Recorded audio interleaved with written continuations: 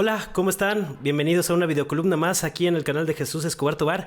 ¿Qué semana hemos tenido, informativamente? Es una cosa tremenda y alucinante. Yo me siento un poco desgastado de tanta intensidad.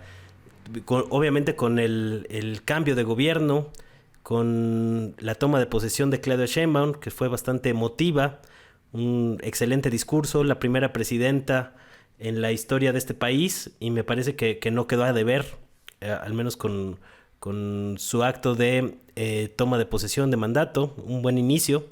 El mismo día, la respuesta de Irán a Israel con un bombardeo que no se había visto desde la fundación de Israel en el 47-48. Y pues obviamente toda esa tensión internacional ante la escalada de una guerra a gran escala, pues se junta también con los primeros días de mandato aquí de Claudia Sheinbaum, en el que pues vimos, por un lado, pues, cambios en las conferencias mañaneras. Ahora van a ser temáticas. Empezó con una conmemoración al 2 de octubre que me parece muy, muy acertada. Van a hablar de algunos temas de nutrición y demás. Y hay dos temas que a mí en lo personal me llaman la atención. Y uno es este tema de que en el Congreso algunos diputados morenistas siguen manteniendo en la congeladora la reforma a la ley para reducir 40 horas semanales la jornada de trabajo. Vimos al diputado morenista Pedro Aces incluso decir que los mexicanos quieren trabajar 12 o 15 horas, y que lo que quieren son mejores sueldos. Es decir, Claudia Sheinbaum también ya dijo que van a tratar de conseguir un consenso con empresarios. La reforma de las 40 horas viene dentro de sus compromisos de 100 puntos de campaña, pero me parece que seguimos viendo una resistencia muy grande por parte del bloque de Morena y la 4T a entrarle de lleno al tema. Ricardo Monreal dijo que la reforma que ya estaba un dictamen realizado y que lleva en la congeladora desde abril del 2023, que lo van a volver a empezar desde cero. Esto me parece grave porque a final de cuentas, cada año que pase, si semana tiene 50 si el año tiene 52 semanas, esto quiere decir que por cada año que no se apruebe la reforma de las 40 horas semanales, los trabajadores en México van a trabajar 52 días adicionales al año que podrían descansar por ley. Si acaban aprobando esa reforma al final del sexenio, va a ser prácticamente un año en la vida de los trabajadores mexicanos que podrían haber descansado, y que van a tener que trabajar por tener una jornada de 6 días de trabajo a la semana en lugar de 5. Y están usando unos argumentos ahí pues muy neoliberales, ¿no? De que se puede disparar la inflación, cosas de esta índole. Pues no se suponía que Morena había acabado con ese asunto de los mitos del neoliberalismo. No se suponía que muchos de esos choros ya estaban descartados. Pues ahora los están resucitando para decir que esa es una de las razones por las que no van a aprobar de manera inmediata, como se han hecho con otras reformas más álgidas políticamente, la reforma para la jornada laboral de 40 horas semanales. Y como es un tema que atañe directamente a los mexicanos y del que nadie habla, por eso le he dedicado algunos minutos. Pero desde luego, pues en las últimas horas, los últimos días, el tema que nos ha ocupado es este intento de golpe de Estado de la Suprema Corte de Justicia de la Nación. Un nuevo intento de golpe de Estado apenas horas después o de la toma de posesión de Claudia Sheinbaum, y el mismo día en el que Claudia Sheinbaum pasó revista a las Fuerzas Armadas, y que asumió, digamos, en términos oficiales y protocolarios, el mando supremo de las Fuerzas Armadas. El ver a una mujer al frente de las Fuerzas Armadas no es un hecho menor en la historia de este país, sobre todo con una tradición que históricamente los mexicanos habíamos padecido de machismo durante muchos años, pero me parece que esto habla pues de los vientos de cambio que soplan a nivel histórico. Me pareció pertinente el discurso de Claudio Sheinbaum ahí en las Fuerzas Armadas. Alcancé a escuchar nada más el discurso del secretario de Defensa, Ricardo Trevilla, reconociendo pues esta situación histórica, y me parece que es importante que este gobierno de recambio y este relevo de la 4T pues tenga este respaldo de las Fuerzas Armadas para lo que se ocupe, porque los arrebatos golpistas que están tratando de ejercer desde la oligarquía están al por mayor. Me puse también a revisar toda la polémica de lo que votaron Norma Piña y sus huestes, 8 ministros de la Corte, que votaron a favor de revisar una queja interpuesta por juzgadores que aluden al artículo 11 de la Ley Orgánica del Poder Judicial de la Federación, para que la Corte revise el tema, y lo que realmente están tratando de hacer es abrir una rendija legal con la cual puedan sentar un antecedente y a partir de ahí agarrarse, aferrarse así con las uñas y tratar de invalidar la reforma al Poder Judicial. Aquí lo llamativo del asunto es, yo me puse a revisar la Constitución, y además de que están violando muchos artículos constitucionales en los que se expresa claramente que el Congreso es el encargado de reformar las leyes, me llamó la atención el artículo 105 constitucional. En la queja que presentan estos juzgadores inconformes contra la reforma al Poder Judicial, se establece muy explícitamente que hay una controversia entre el Poder Judicial frente al Poder Legislativo y el Poder Ejecutivo. Sin embargo, en este artículo constitucional 105 se especifica muy claramente. Les recomiendo un hilo que posteé por ahí en Twitter, donde explico paso a paso. Es un tema ahí legalista enredado, pero para quien lo quiera desentrañar, les recomiendo ahí, vamos paso a paso, pero aquí se los cuento también para que tengan ese otro bagaje. En ese artículo 105, por aquí lo tengo a la mano. Fíjense, en el artículo 105 constitucional se especifica que la Suprema Corte de Justicia de la Nación conocerá, en los términos que la ley señale, los asuntos siguientes: de las controversias constitucionales que, sobre la constitucionalidad de las normas generales u actos o omisiones, con excepción de las que se refieran en materia electoral.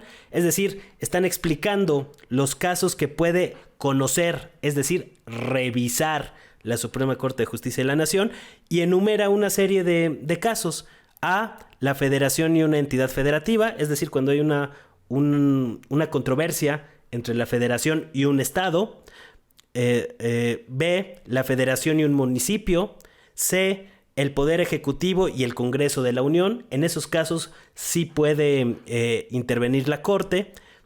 Una entidad federativa y otra, es decir, cuando dos estados tienen una controversia que corresponde al ámbito federal.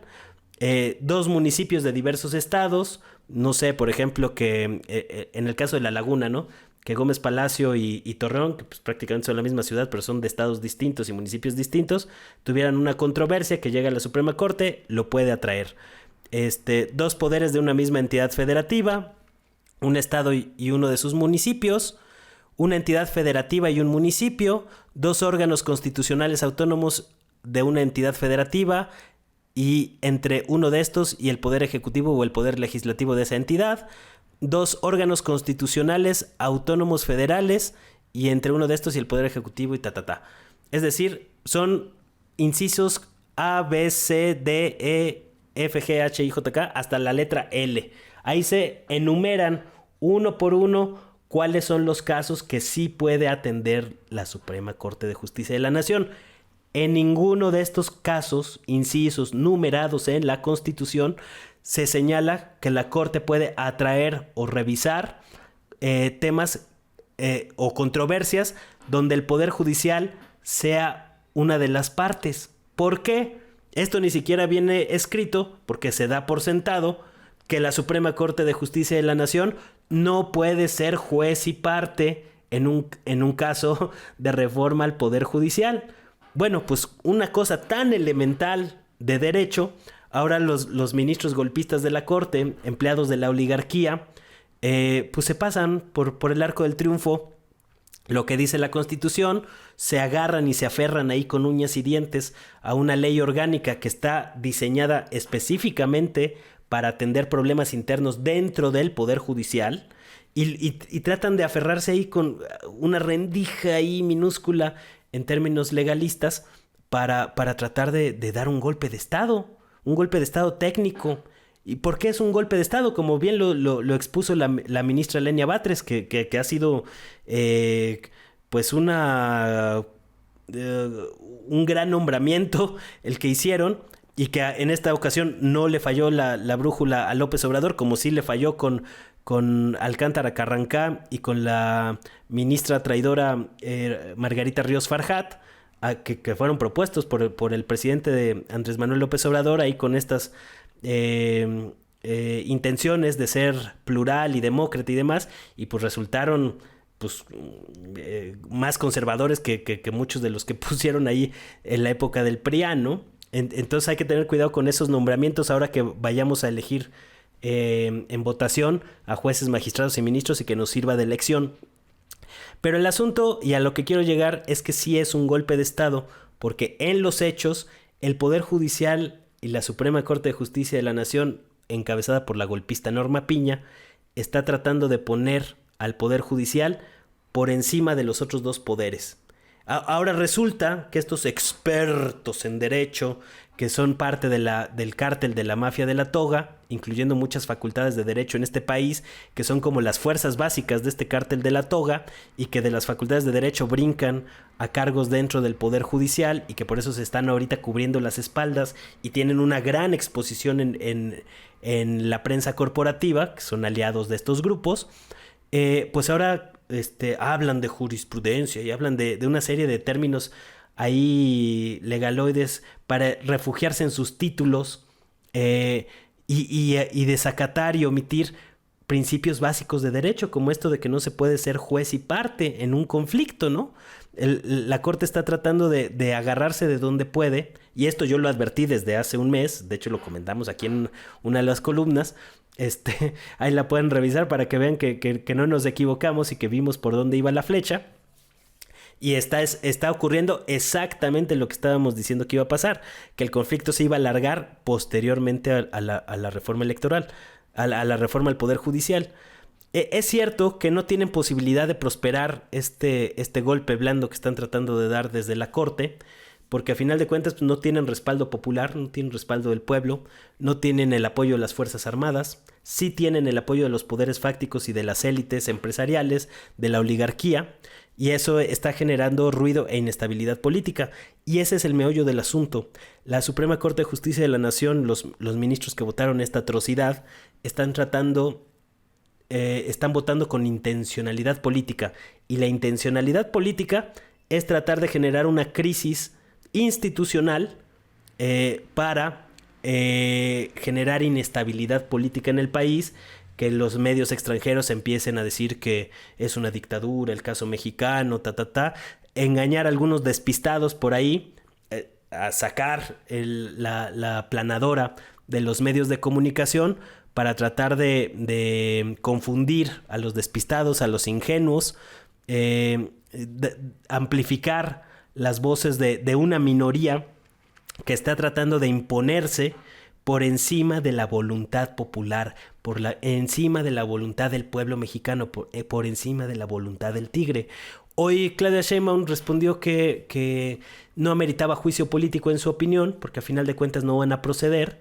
Sacó ahí las gráficas de los casi 36 millones de votos que obtuvo para la presidencia de la República, con los cuales están amparados esta reforma al Poder Judicial, y a mí me parece que no, que sí se debe de proceder a juicio político, porque es cierto que hoy no les alcanzan las fichas para asestar este golpe de Estado o para llevarlo a cabo o para finiquitarlo, pero sí es necesario sentar un antecedente de que va a haber consecuencias contra los arrebatos golpistas tan reiterados que hemos visto desde el Poder Judicial en el último año. Se tiene que dejar ahí un antecedente para no para ahorita, sino para lo que pueda ocurrir en el futuro. Eso es muy importante. La lucha política no se va a acabar hoy, no se va a acabar con la elección de jueces, magistrados y ministros el próximo año, sino que se tiene que sentar un antecedente para lo que pueda ocurrir después.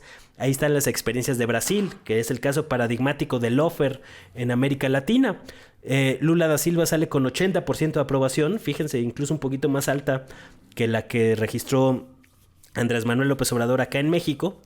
Deja a una mujer en la presidencia, en el caso de Dilma Rousseff, del mismo que gana también las elecciones, llega con un ímpetu muy fuerte, pero eso no impidió que le dieran un golpe técnico desde el Congreso y que la destituyeran para poner al golpista Michel Temer.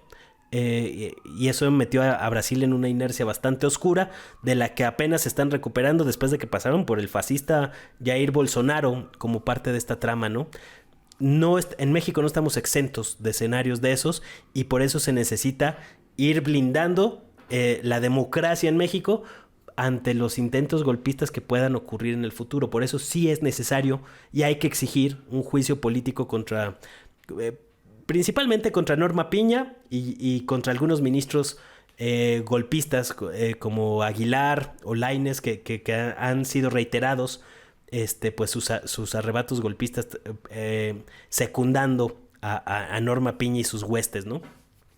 Es decir, el Poder Judicial, la Suprema Corte, que incluso se sumó al paro de los juzgadores, que son los quejosos que están revisando el caso, traen esta inercia porque realmente están tratando de... el Poder Judicial es el último remanente o el último bastión, la última trinchera de las ratas neoliberales que se han atrincherado ahí, y tratan de gobernar a partir del Poder Judicial, poniéndolo por encima de los otros dos poderes. A mí me llama mucho la atención que los que se la han pasado, los comentaristas tipo Denise Dresser y compañía, que se la han pasado hablando de los contrapesos al poder ejecutivo, los contrapesos del poder del poder legislativo, pues ahora resulta que el Poder Judicial no tiene contrapesos. O sea, háganme el chingado favor, con el perdón del léxico y de la palabra, pero me molesta mucho esa hipocresía, cómo tratan de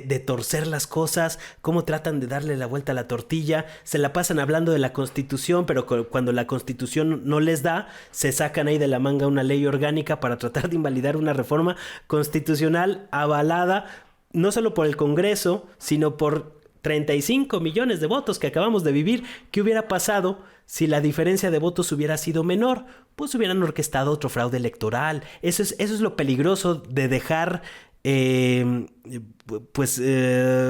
intocadas a estas mafias. Es cierto que la reforma del Poder Judicial va a acotar mucho eso, pero se necesita también tener ejemplos muy contundentes, por ejemplo, de juicio político contra Norma Piña. Es un antecedente, no ha habido un antecedente de juicio político contra un ministro de la Suprema Corte de Justicia de la Nación, pero es necesario dejarlo para lo que pueda pasar en el futuro. Por eso es muy intenso todo lo que ha pasado esta primera semana, esta semana de cambio de gobierno, donde López Obrador pues dejó un ejemplo de cómo gobernar. También fue muy emotivo en ese aspecto.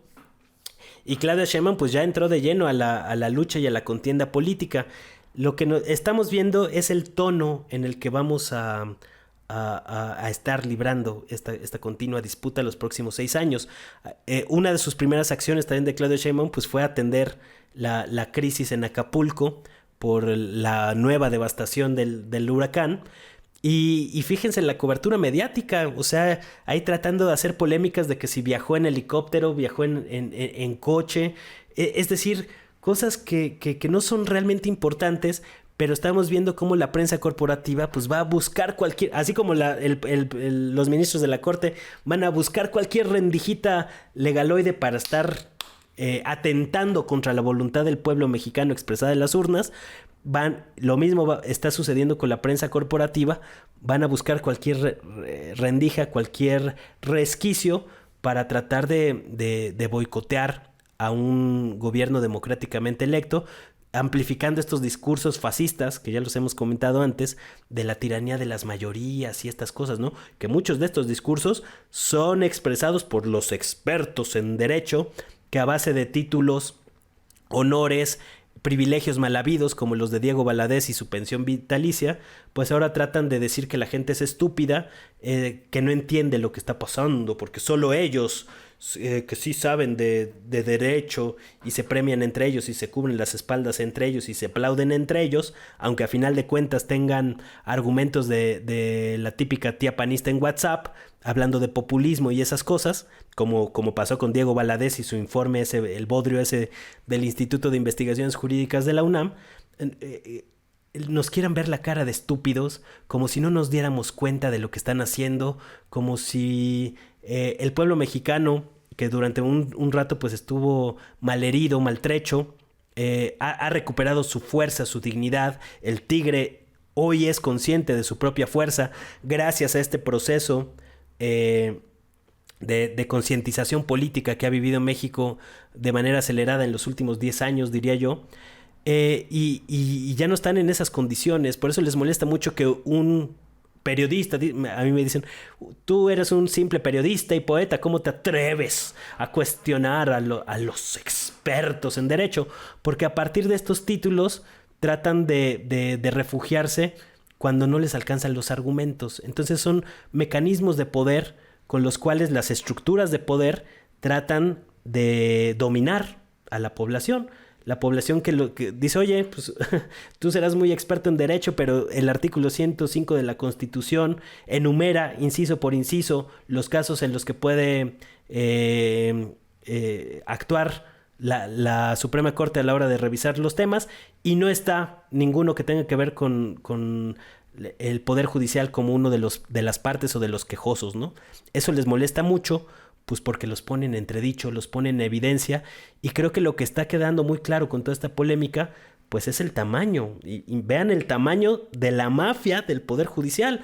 Cuando entró López Obrador no éramos conscientes, sí sabíamos que había corrupción, desde luego, pero la manera en que se están cubriendo las espaldas unos con otros evidencia una articulación de una mafia mucho mayor de la que habíamos imaginado, cómo están enquistados en prácticamente todo el Poder Judicial, y eso hace, pues obviamente, más relevante y más pertinente la necesidad de una limpia a fondo con agua, jabón y aguarrás para limpiar a esta gente y acotar los intentos golpistas que van a ser una constante en los próximos 6 años. Un tema más que los dejo ahí para la reflexión. Ya vi algunos ahí como Miguel Carbonell, entre otros, celebrar. Miguel Carbonell, para quien no lo sepa, investigador del Instituto de Investigaciones Jurídicas de la UNAM, uno de estos expertos en derecho del grupo de Valadez, entre otros, que ya están celebrando el hecho de que la Corte Interamericana de Derechos Humanos, que es controlada por la OEA, la Organización de Estados Americanos, que ha sido calificada desde históricamente como el Ministerio de las Colonias de Estados Unidos, y cada que tratan de dar un golpe de estado, como pasó en Bolivia o como ha pasado en otros lados, la OEA salta para pues meter mano de los gringos en América Latina. Pues ahora esa Corte Interamericana de Derechos Humanos va a revisar las quejas que ha habido aquí en contra de la reforma al Poder Judicial. Lo más posible que pase es que van a emitir una resolución en contra del Estado mexicano, en contra del Congreso, en contra de la reforma, y eso lo van a tratar de utilizar como justificación para estar ahí jodiendo, ¿no? Entonces todavía vienen otras batallas. Obviamente una resolución de la Corte Interamericana de Derechos Humanos no puede estar por encima del soberano, que es el pueblo de México, pero eso obviamente no lo van a decir en la prensa corporativa, se lo van a callar, van a tratar de minimizar estos señalamientos que les estoy planteando a ustedes. A mí por eso no me invitan ahí a discutir en Televisa ni en otros espacios, pues porque saben muy bien de la tunda que les pondríamos a muchos de sus analistas, que son bastante ignorantes, no les alcanzan los argumentos, y por eso nos tratan de acallar en la gran prensa corporativa, en las redes sociodigitales. Pues ahí está la cuenta de RT México en TikTok, que tenía casi 400,000 seguidores y que nos la quitaron de un día para otro. por las tensiones internacionales. Entonces vean cómo funcionan estos mecanismos de poder que tratan de acallar a las voces críticas. Ahí está también el discurso que te pasó un poco desapercibido en México de Julian Assange, hablando de cómo el periodismo hoy, en tiempos de la tiranía globalista, pues es considerado un delito, ¿no? Y eso más o menos, esa dinámica peligrosa que está ocurriendo en otras partes del mundo, pues se replica aquí en México a través de otros mecanismos, ¿no? Hoy afortunadamente pues el hecho de que la 4T esté en el gobierno abre una pequeña rendija para que podamos exponer con estos temas, pero en los tiempos de Felipe Calderón y de Peña Nieto era muy distinta la cosa, ¿eh? O sea, a mí me tocó vivir varios casos de censura y por eso me da risa ahora que los que antes censuraban ahora se venden como víctimas de la libertad de expresión y estas cosas. Pero bueno, ¿qué tal vieron esta última semana, esta primera semana de gobierno de Claudia Sheinbaum? ¿Cómo han visto sus posicionamientos y demás? ¿Cómo han visto las nuevas formatos de las conferencias matutinas? Sin duda va a ser algo que va a dar mucha tela de dónde cortar, pero bueno, pues aquí seguiremos al pendiente. Queda pendiente hablar del tema del Líbano, que me parece también que es significativo porque es un antecedente muy muy fuerte que va a mover muchas cosas en el mapa geopolítico mundial, incluyendo, pues me ha sorprendido que no se hable mucho de los primeros reportes de que se habían disparado los precios del petróleo, y eso obviamente pues repercute en México en temas como la inflación y demás, como en su momento pasó con cómo se dispararon los energéticos con el conflicto en Ucrania. Entonces, vean, una semana muy álgida. Mis ojeras no son de a gratis, pero bueno, un poco agripado. También se me bajaron las defensas de tanta intensidad esta semana, pero aquí seguimos con mucho gusto compartiendo con ustedes. Ahí lo sigo leyendo muy atento a los comentarios. Muchísimas gracias por su tiempo. Como siempre, espero no aburrirlos y que esta hilación de temas diversos pues de alguna manera tenga cierta coherencia o pueda servir de algo para seguir con este necesario proyecto de ampliar la concientización política del pueblo, que yo creo que es lo único que puede detener los intentos autoritarios en este país en el momento actual. Entonces, pues bueno, muchísimas gracias. Nos vemos la próxima semana. Chao, chao.